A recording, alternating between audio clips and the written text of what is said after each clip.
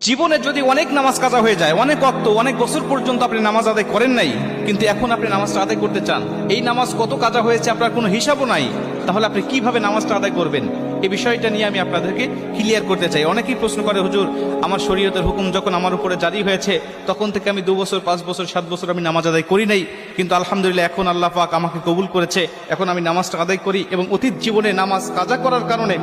আমার ভিতরে অনুশোচনা আসছে, হুজুর নামাজগুলো আমি আদায় করতে চাই, কেমনে করে নামাজ আদায় করব? শুধু তওবা করলেই হয়ে যাবে নাকি আমাকে সেই নামাজগুলোকে হিসাব করে করে আমাকে পড়তে হবে? অনেকেই বলে, হুজুর হিসাব করা তো সম্ভব নয়, তাহলে কিভাবে নামাজটা আদায় করব? কারণ অল্প যদি ওয়াক্ত নামাজ কাজা হয়, যেমন আজকে আপনি 2 ওয়াক্ত নামাজ কাজা করেছেন, আসর এবং মাগরিবের নামাজ আপনি আদায় করেন নাই, এশার নামাজের সময় আপনার স্মরণ হয়েছে বা আপনি অবসর হয়েছেন, ব্যস্ততা আপনার কমেছে, আপনি এখন কাজা নামাজটা আদায় করবেন, হিসাব করে আপনি এশার নামাজের আগে আসরের নামাজের 4 রাকাত আপনি কাজা নামাজ আদায় করলেন, মাগরিবের 3 রাকাত করলেন, তারপর এশার নামাজের আদায়